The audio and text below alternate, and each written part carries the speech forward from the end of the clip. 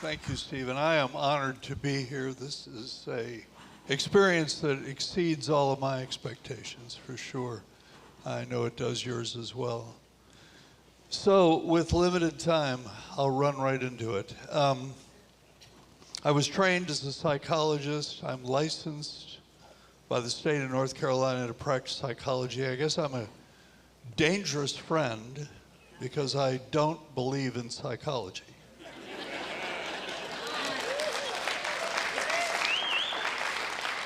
My licensing board, the North Carolina Psychology Board, regrets the day they ever gave me a license. And you are about to find out why. So I came out of graduate school in 1972 on fire for psychology. I was an atheist and married and had one child and one child on the way. And I really thought psychology had prepared me to go out and save the world.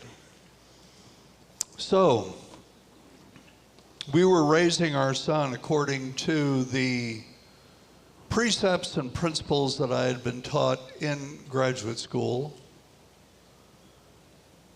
And I was aware that these precepts and principles were not the way I was raised. But what you need to understand is that my generation was the first generation that was encouraged to blame their parents for all of their shortcomings. And so I had been taught that in order to change the world, we needed to change the way we raise children. And so Willie, my wife, nee Wilma, we were raising our kids in a way that was diametrically opposed to the way we ourselves had been raised. We had been raised this way. We were raising our children this way. So, I learned the hard way. You can't raise children in two entirely different ways and arrive at the same outcome. We had been raised this way. We were raising our children this way, but we wanted this outcome. Instead, we were getting this outcome. So fast forward, our son Eric, our firstborn, is in the third grade. He's halfway through the third grade. And my wife and I are sitting in the classroom of his classroom with his third grade teacher after school. It's the middle of January. Her name is Mrs. Stewart. And she tells us that the second grade teacher had made a terrible mistake and she is not going to repeat it. She is not going to promote Eric to the fourth grade at the end of the year. She is telling us this in January because she does not want this to come as a surprise at the end of the year. And Willie and I were in a state of deep denial concerning Eric. Deep, deep denial.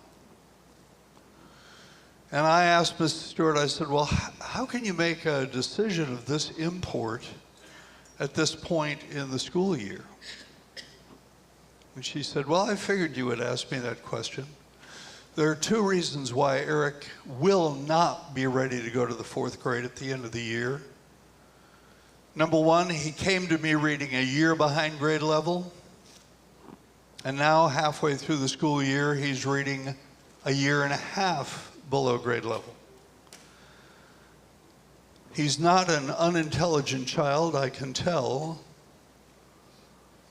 but he refuses to do what I tell him to do and refuses to pay attention in class. By the standards that prevail today in the fake science of psychology, he qualified for 4 diagnoses. Attention deficit hyperactivity disorder scale of 1 to 10, 10. Oppositional defiant disorder, scale of 1 to 10, 10. Bipolar disorder of childhood, 10 years old, throwing massive tantrums in public places. Bipolar disorder of childhood, scale of 1 to 10, 10. And a learning disability, scale of 1 to 10, 7 and rising. And I am not exaggerating this in order to make a point. He was a mess, a complete and total mess. And Mrs. Stewart said, in addition to the fact that he's reading a 1.5 years below grade level, he is also the worst behaved child I've seen in 20 years of teaching. Folks, I started writing my syndicated newspaper column telling people how to raise children 3 years before the conference with Mrs. Stewart. At this point in time, it was syndicated in about 750 newspapers in America. And I was spreading the toxic gospel of postmodern psychological parenting. I want to tell you, you may not know this, but there is a vast, vast difference between raising children and parenting. A vast difference. People my age understand this. We can see it immediately. I was totally caught up in it, totally caught up. You know, I was listening to Rosaria earlier, and I thought, you know, if you just put where she's putting LGBTQ plus culture, if you just put psychology in place of that, that's my story.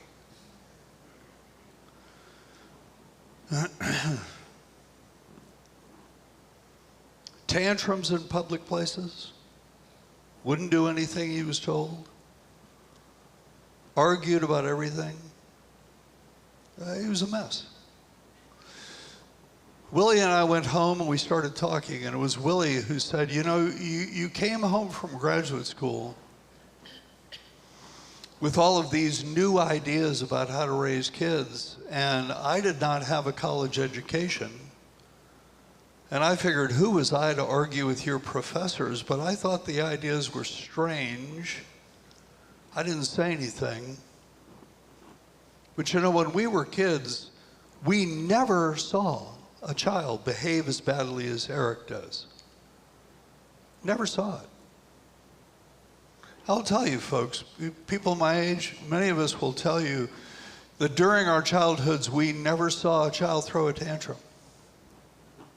Can you imagine this? Never seeing a child throw a tantrum. I never saw a child refuse to do what he was told. I saw mischief. I saw misbehavior. But it was always covert when we thought adults weren't looking or wouldn't find out. Today's kids are in your face. I don't, and I think we're normalizing this to the point where people believe it's typical. You know, I was talking to somebody the other day who said, you know, John, I know it's normal for teenagers to rebel and be belligerent. No, it's not. It is not historically normal at all. I went to a very rough high school in Chicago. The roughest kid in that high school, where there were gangs in the 1960s and gang fights after school in the 1960s, the roughest kid in my high school, if told by a teacher to sit down, would have sat down. The stuff we're seeing today, folks, it is bad stuff. And it came from my profession. It came from the advice my profession began giving American parents in the late 1960s. I was there. I was in graduate school. Eric had just been born. college students are progressively minded, you know? So I was sucked into all of this. Willie said, don't you think if we had raised Eric the way we had been raised, we wouldn't be having this problem? And it was like, as we say in the South, I'm from Eastern North Carolina. It was like being kicked upside the head by a mule. And it was like instantly, something opened in my head. And I realized, oh yeah, you can't raise children in two entirely different ways and arrive at the same outcome. We were raising Eric 180 degrees removed from the way we ourselves had been raised, and yet we wanted that outcome. And so Willie and I decided at that moment we were going to turn our parenting, child rearing, around 180 degrees and go back in that direction. Sat down with Eric and we said, this is the first thing we did. We said, Mrs. Stewart says you're not going to the 4th grade at the end of the year, kid. And he looked at me and he went, huh? I'm not going to the 4th grade? I said, I didn't say that. I said, Mrs. Stewart said that. Well, what's the difference? Eric, the difference is that you have February, March, April, and May to convince Mrs. Stewart that you are capable of being a responsible 4th grade student. And to help you do that, Mom and I are never again going to ask you, do you have homework? We're never again going to sit at the kitchen table after dinner with you until your homework is finished. We're never going to check your homework. We're never going to ask to see it. If you come to us with a question concerning your homework, we're not going to answer it. I don't care what the question is, we're not going to answer it. Math problem? We're not going to help you. Define a word? We're not going to do it. Clarify a set of directions? It's not going to happen.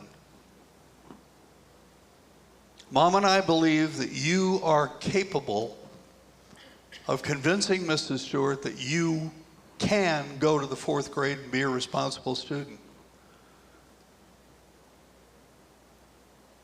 We know you can do it. Do it. 3 months later, Mrs. Stewart sat down with us. We're now in the middle of April. I remember her words clearly. She said, I don't know what you're doing, but keep on doing it.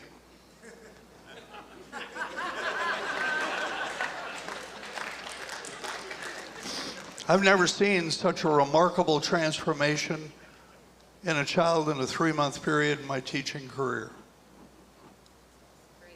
It was amazing, she said. 3 days after our conference, Eric came to school, and he has been the best behaved child I've seen in 20 years since then.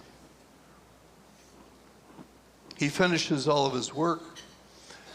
He comes up to me and asks for extra work. He's reading almost at grade level. I don't know what you're doing. Keep on doing it. Little did she know we were doing nothing.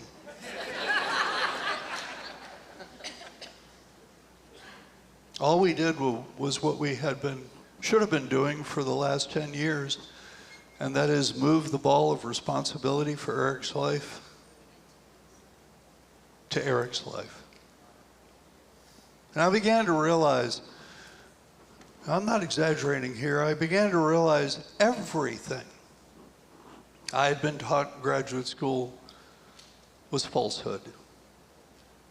I hesitate to call it lies because my professors weren't being deliberate, but it was all falsehood.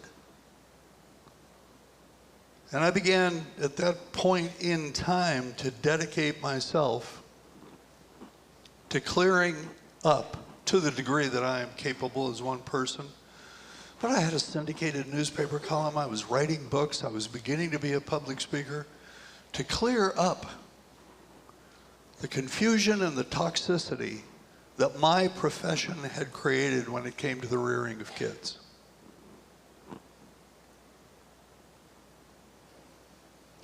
I'm a member of the last generation, talking about this over here. I'm a member of the last generation of America. By the way, Eric did go to the 4th grade.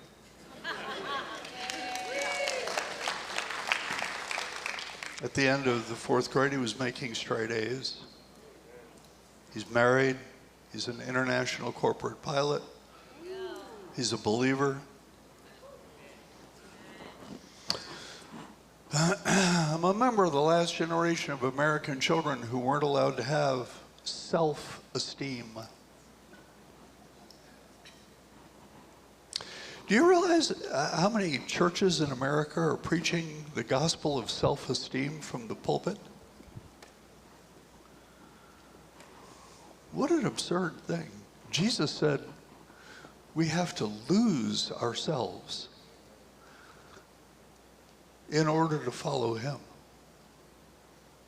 I'm a member of the last generation of American children to hear, John Rosemond, you're acting too big for your britches.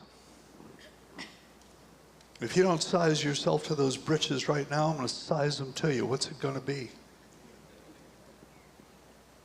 Today's kids, they're told everything they do is wonderful and special, and they have no flaws, and if the teacher reported misbehavior, it's the teacher's fault, not theirs. I'm a member of the last generation of American children to be expected to make meaningful contribution to their families in the form of chores. By the time I was 3 years old, I was washing floors. 3 and a half, my mother taught me to wash my own clothes in her washing machine, which was a galvanized tub that sat on the side porch with hand rollers bolted to it. You know, I'm on my knees next to a galvanized tub, drenching blue jeans into sudsy water, pulling them out, rubbing them together on the stand. Comes in handy in a hotel room sometimes.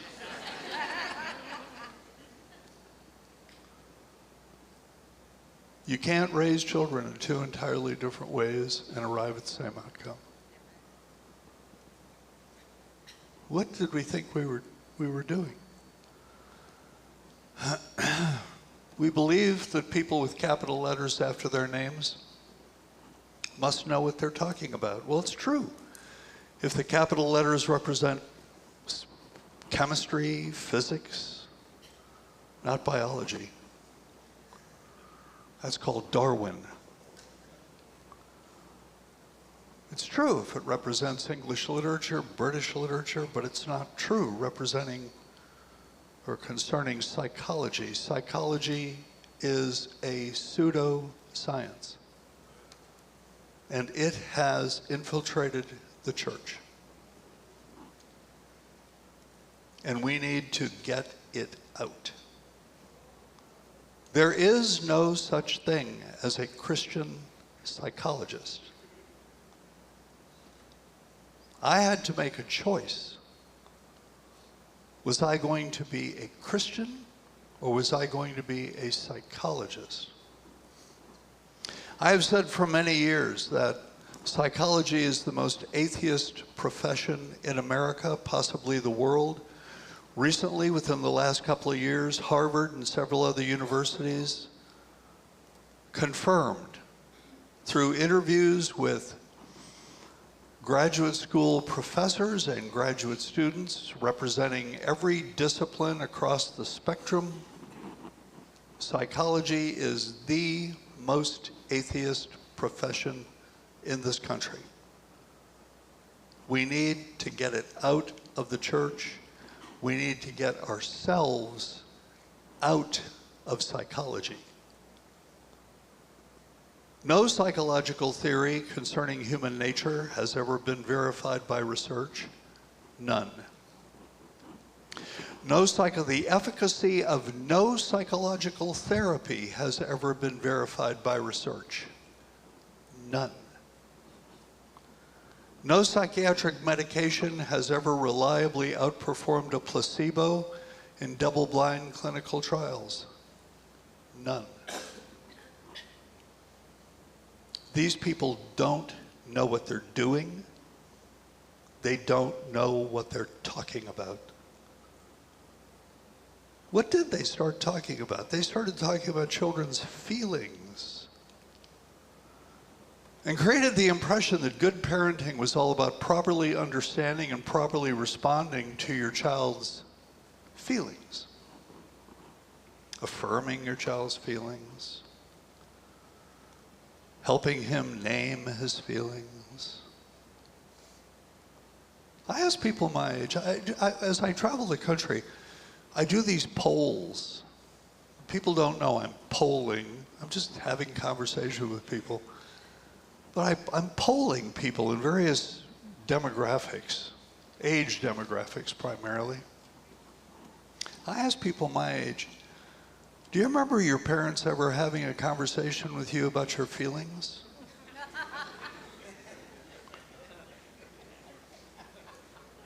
I guarantee you that most of the people laughing right now are people my age.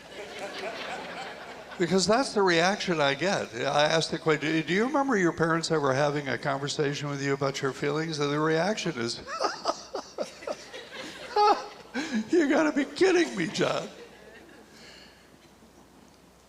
No, our parents never talked to us about our feelings.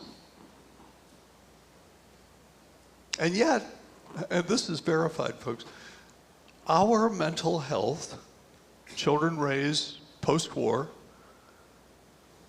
10 times better than the mental health of children today, whose parents are told, when they go to these gentle parenting classes, to talk to their children about their feelings. You know, I've said for many years, the more you talk to a child about his feelings, the more feelings he's going to have. You know, I can handle my feelings. Most of you can probably handle yours. But feelings are extremely destructive things in the hands of the wrong people. And children do not have the mental maturity to understand feelings. I don't care how clearly you think you are being in your descriptions and conversations. Children don't have the ability to think abstractly enough to comprehend what you're talking about. All they hear is, it's okay to have any feeling you have. Well, it's not. It's not. You should know that.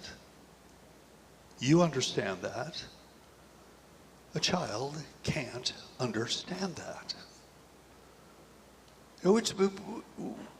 We during the panel, we were talking about discipline. And as usual, no criticisms implied, we were talking about disciplining behavior. But what does the Bible say? The Bible says very clearly, Deuteronomy chapter 6, verses 6 and 7, your primary responsibility is to discipline your child's thought processes. Impress these commandments upon your children. Teach your children the difference between right and wrong. That is our primary responsibility as parents, so that our children don't fall into the trap of relativism. Discipline is about so much more than just behavior. It's about teaching your children to think properly, It's about teaching your children a proper worldview. And there is only one proper worldview, represented by this conference. It's about teaching your children emotional control. It is not about teaching your children that every feeling they have is okay. The Bible is very clear. Foolishness is bound in the heart of the child. Proverbs 22:15. In that context, the heart is the emotional organ. Foolishness is bound in the heart of a child. It is not okay to tell children every feeling they have is okay. Every feeling you have is not okay. Every feeling I have is not okay. It is wrong to be teaching children these things. And this is what we've been teaching children in America's public schools, private schools, in America's homes, all because we believed, no fault here on the consumer's part, we believed that people with capital letters after their names knew what they were talking about. And we are paying a terrible price in this country for this.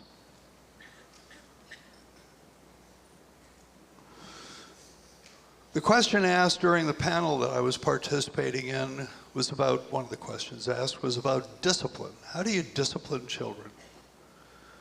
And again, no criticisms implied here, but the answers pertain to methods. Spanking, timeout, taking away privileges. We're hung up on this, folks. We're hung up on consequences. We believe, because of behavior modification propaganda, that any misbehavior can be eradicated using proper consequences. Folks, you have already discovered this isn't true. It may be true with a dog. It may be true when you're teaching a rat to run a maze. It is not true concerning a human being.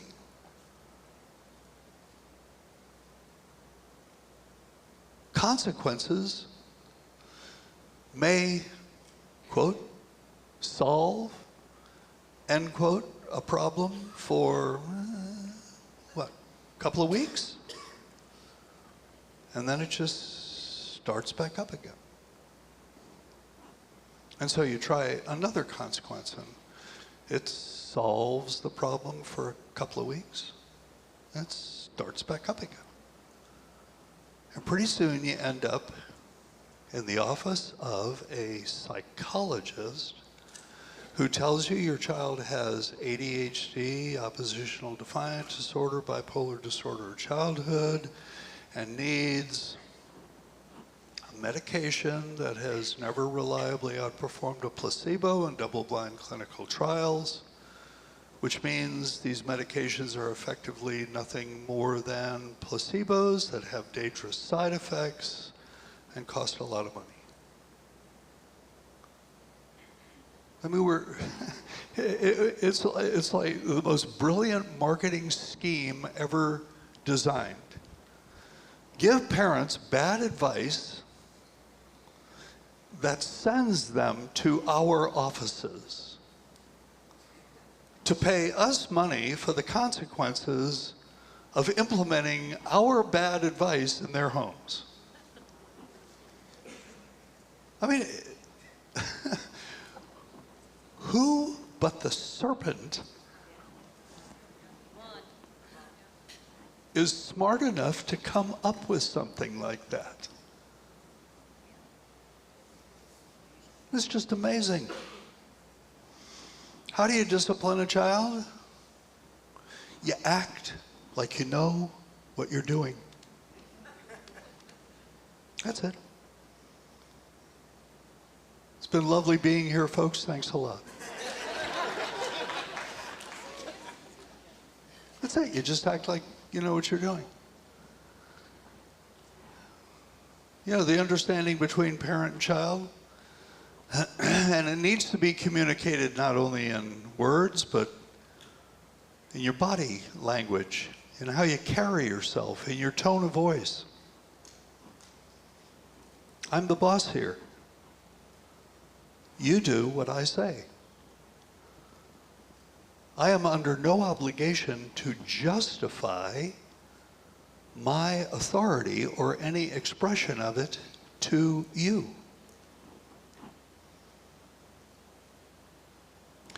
So, unless you want to hear a broken record saying over and over and over again, because I said so, don't ask me why. I'll stick on that topic for a second. I was visiting a church a few years ago, and ironically, the pastor was it really wasn't irony, it was providence.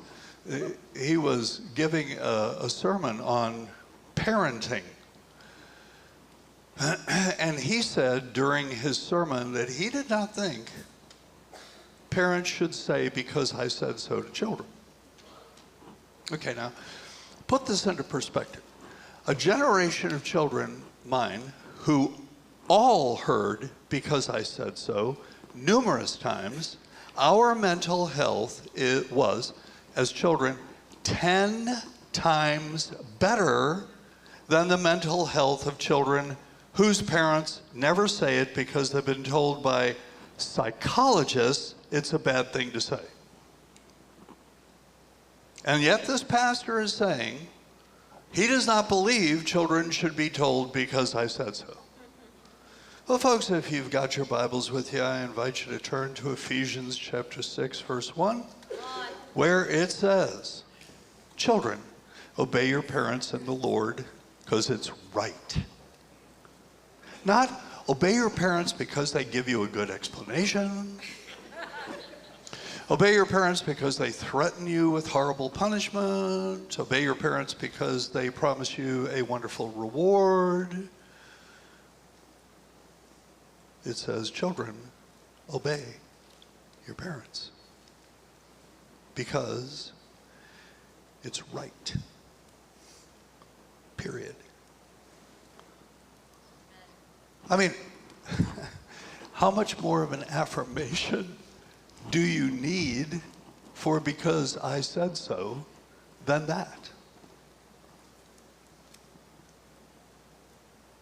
So, to get back to it, unless you want to hear a broken record saying because I said so over and over and over again, don't ask me why. Make your life simple. Do what I tell you to do. Okay? This is the attitude on the part of parents that we need to restore in America.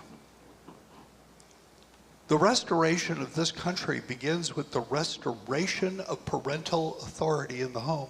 Come on. That's it. If you can think of another place to begin the restoration of this country, which is in bad need of restoration, please tell me. It starts in the home. Everything that needs to happen in this country begins in the home. The marriage needs to be restored as the relationship of primacy and permanence in the home. The parent-child relationship is eclipsing the marriage in entirely too many homes. The way I often put it, the two adults in the family, they're stuck in the roles of mom and dad. They talk more to their children than they talk to each other. They act like they're more interested in what their children have done that day than they are in what each other have done that day. They pay more attention to their children than they pay to each other. They're more courteous toward their children than they are to each other. And on and on and on it goes. I'm a member, here's that phrase again. I'm a member of the last generation of American children to be raised by people who were husband and wife first. Not just a little bit first, but a lot first. One of the exercises I do in small groups, I hand everybody a piece of paper. I tell them to draw a cross on the piece of paper. And on this side of the cross, I tell them, just write the words on this arm of the cross, mom/dad. And on this side of the cross, arm of the cross, write husband/wife. And then fill in the two blanks in the following sentence. In the last week of the time I spent with my family,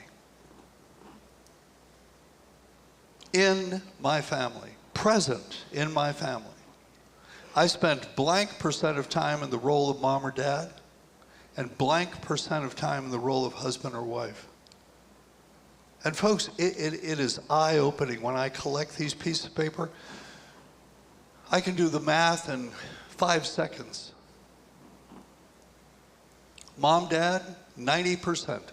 That's the average. The national average, 90%.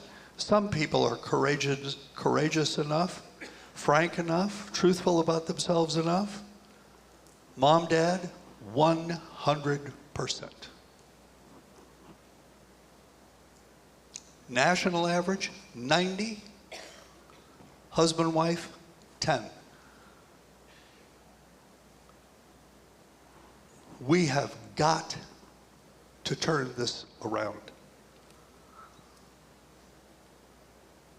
This should be 90%. This should be 10. Now, during infancy, early childhood, you know as well as I do, the marriage has to be sort of suspended.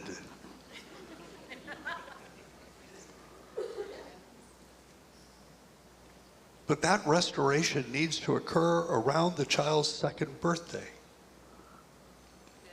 Okay, so you're rooted in mom and dad for the first 2 years, and then you pull yourself back out of that, and you re-energize the relationship God sanctified in Genesis chapter 2, verse 24.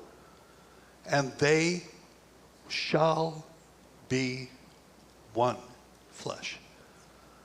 One point of view, monogamous, of one world view,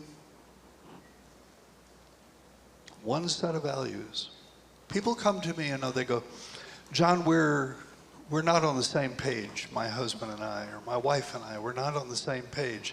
Got any ideas? I go, yeah, get married. And I give this Zen sort of answer, knowing what's going to happen next. The person says, oh, I guess I wasn't clear, John. We are married. We are married. I said, no, you're not. If you were married, you wouldn't be asking me this question. Because if you're married, you're on the same page. And let me assure you that marriage is not just a piece of paper filed at the clerk of court's office. A marriage is a spiritual relationship sanctified by God. And when he said, they shall be one flesh, he meant husband and wife, not mom and the kids, not dad and the kids. When you're mom and dad, you are by definition paying attention to your children. When you're husband, wife, you're paying attention to each other. I said earlier, I'm a member of the last generation of American children to be raised by people who were authentically raising us from the positions of husband and wife. And I ask people my age, do you think your parents had disagreement about how to raise you? Because I want to tell you, folks, This disagreement on how to deal with the children, it is ubiquitous in the American family today. And people my age will look at me and go, I don't think so, John. Right. Because our parents were authentically married. It was more than just a piece of paper at the clerk of court's office.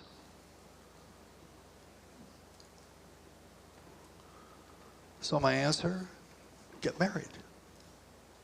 Restore your marriage at the center of your family. There is, in my estimation, no greater gift you can give your children than to be married right in front of them. Amen. I think this is why so many young people, when polled by Barna and other polling organizations, say they don't want to get married. They don't want to get married because they don't understand what a marriage is. All they've seen, all their whole childhoods, is mom and dad. They haven't seen husband and wife.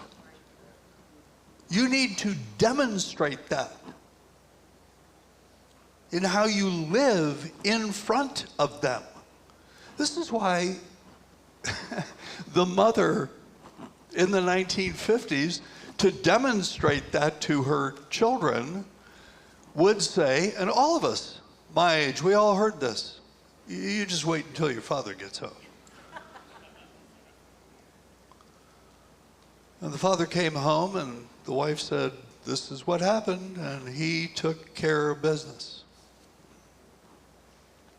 And it finally dawned on you, oh, these two people, they have no difference of opinion where you are concerned. I ask young men today who are fathers, how would you feel if your wife said that? Oh, I don't want to be the heavy, John. Yes, you do, guys. That's part of the price you need to pay for being the head of your family. Amen. You have to accept that responsibility of sometimes being the heavy. Being the head means you are primarily, I'm speaking to you men, young men, you are primarily responsible for the discipline of the children. That is why the Bible addresses the father always when it comes to the rearing of children. Correct?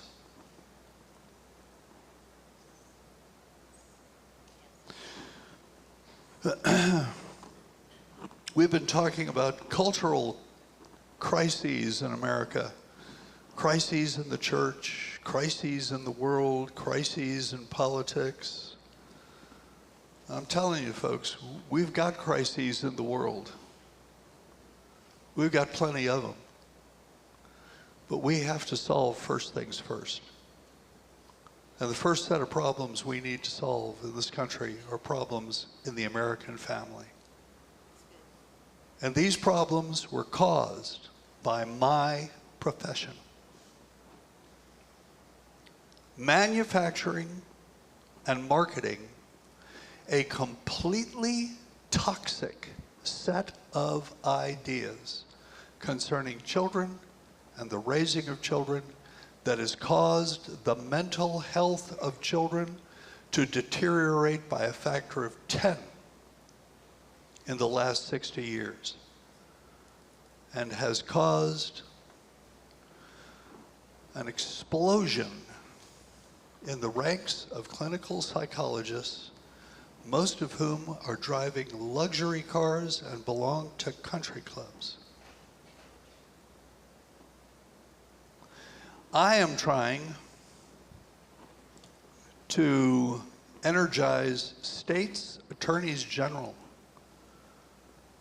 to decertify psychologists as experts in court. We psychologists should not be allowed to give expert testimony in court.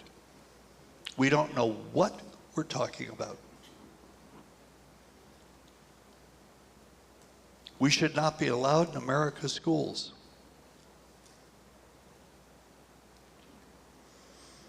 The Book of Diagnoses, the DSM, the Diagnostic and Statistical Manual, we need to have book burnings in America.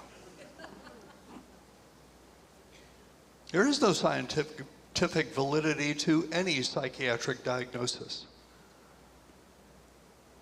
I had a woman come up to me and tell me her son was just diagnosed with attention deficit disorder, 5 years old.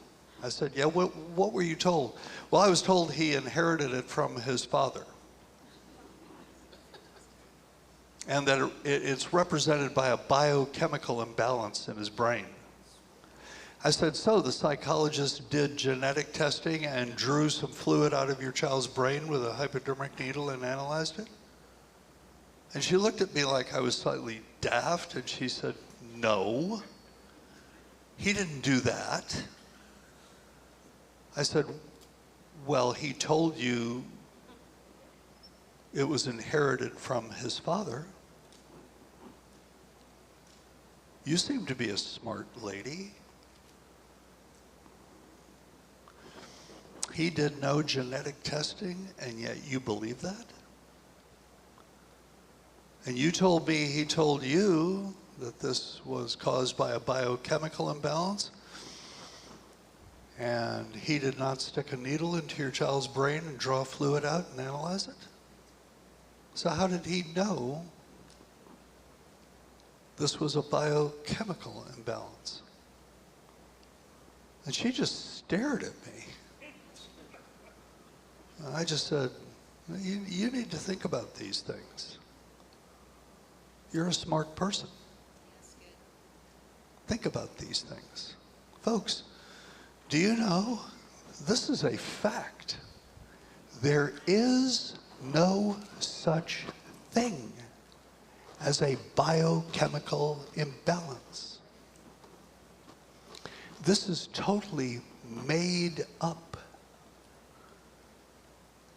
A leading psychiatrist in this country has admitted that under cross-examination. He said, quote, all right, okay, the term biochemical imbalance is nothing but a useful metaphor. A metaphor. A metaphor that they are presenting to the parents of children as if it is not a metaphor, but an objective reality. That is called lying.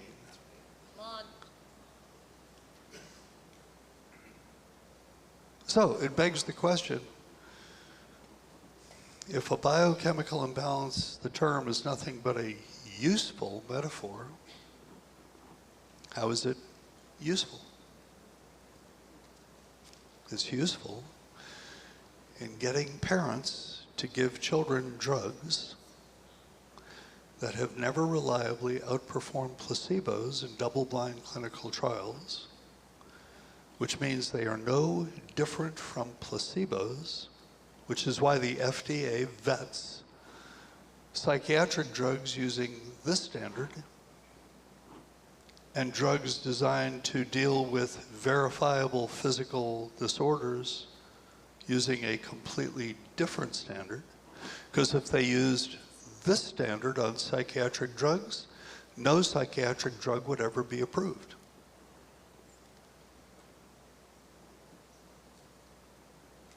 The only difference between these drugs and placebos, these drugs have dangerous side effects, and they cost a lot of money. Which is why I'm also trying to energize states' attorneys generals to prosecute the profession of psychology for violations of the RICO Act. That is the racketeering act. Because we are shilling for Big Pharma.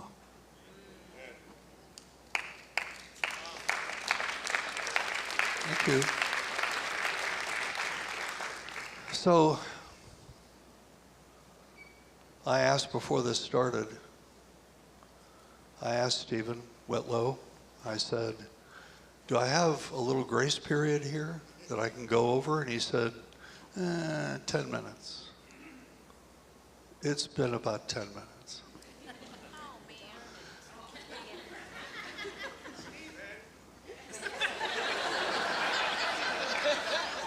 More, please.